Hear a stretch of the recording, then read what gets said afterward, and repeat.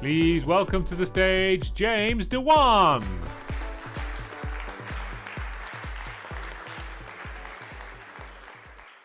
So perhaps you've heard the expression, do a great job and the rest will follow.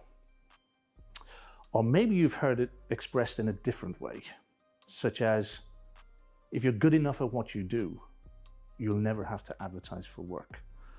And you see, I deal mainly with tradesmen, and that is an expression that prevails within our industry. From a time that an electrician becomes an apprentice, they're hearing their seniors, their bosses, telling them that if they're good enough at what they do, they'll never have to worry about work. And the unfortunate thing about that is that as a result of that, they go through their working life, when they start out in their own business, believing that this is the truth. And this is one of the biggest lies that has been told in our industry. Why?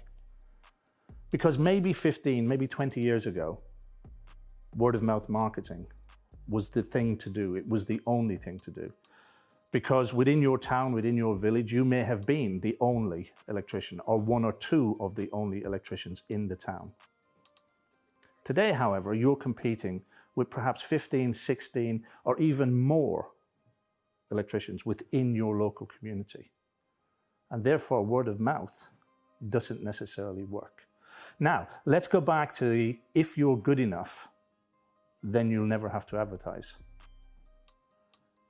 If you believe that as an expression, if you believe that as a tradesman, and then you set out in business on your own and you discover that business doesn't come easily to you because Mrs. Smith down the road can't recommend you to somebody else, or Mr. Jones, who you did that great rewire for, hasn't got anybody to pass your details on to. What happens is, eventually the work starts to dry up. And when the work dries up, you start to believe that it's because you're not good enough at what you do. So it's not surprising that over 60% of all tradesmen and women who become self-employed fail within the first 5 years of business. Now, what's the damage that's being done here is not necessarily the economic damage, not necessarily the fact that they're just going out of business, but it's the emotional damage that it's creating as well. Because people's businesses are failing, they believe that they are failures. And the truth of it is that it doesn't take a lot to be extremely successful in a small local business.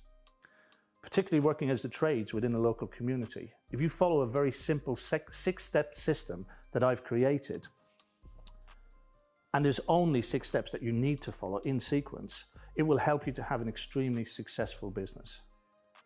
I've dubbed it the Sparks Blueprint. Sparks being an anagram, that spells out specialize. When I talk about specializing, I mean you need to narrow down who it is you want to work for, where it is you want to work, and what it is you want to do. That's followed by positioning, the P. Position yourself within your local community as an expert. Instead of looking to be recognized in a broader area, instead of looking to follow shiny objects such as flash websites or promoting in areas like the Yellow Pages or lead generation sites, things that get you spread wide and far.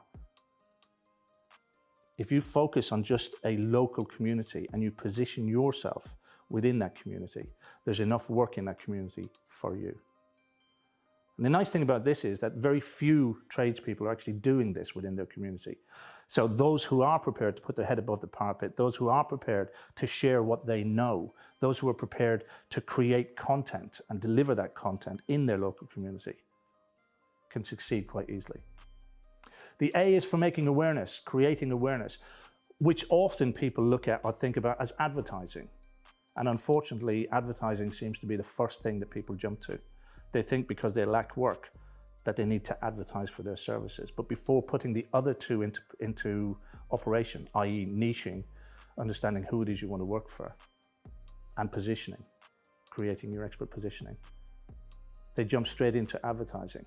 Creating awareness in a community can be extremely simple. I mean, how many times have you seen a tradesman who lives in a community traveling 60, 70, 80 miles away, into another community in order to work, while unfortunately, somebody from those other communities are driving into their area to carry out work. Why does this happen? Simply because the community are not aware that you do what it is you do. Seems a little bit bizarre. The R is about relationships and building relationships with your customers. Again, in the trades, many of us have what we call a transactional relationship with our customers. And by transactional, what I mean is you get a quote, you do the work, you get paid, end of relationship.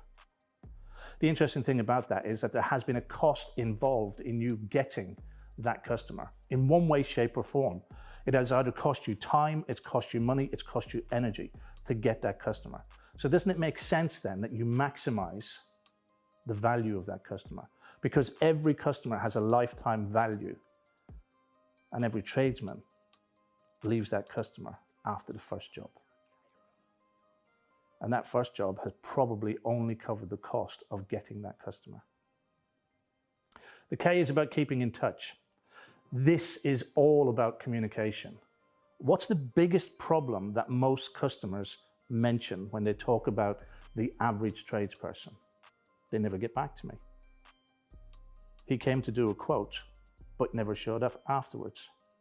She said she'd send me the invoice. I'm still waiting. Communication is one of the biggest things that we fall down on within the trades. And when we learn how to communicate with our clients properly, it can serve us long-term in our business. It can bring back repeat business. It can bring back referrals and testimonials rather than complaints and problems. And then the final S is all about systemizing. And that means systemizing how you create your marketing so that you're not spending your life just trying to find work or just out doing the work. When you systemize and you follow a proper diary system and you organize your marketing in such a way that it brings in a funnel of work, then from that funnel, you can then cherry pick out the choice jobs that you want to do rather than just doing every job that comes in, causing you to be a busy fool. So let's go back to where we started. Word of mouth marketing is not enough and is never enough on its own. Word of mouth marketing is, as you are told, one of the best forms of marketing, but it's not to be relied on its own. You need to have a system behind it. Thank you.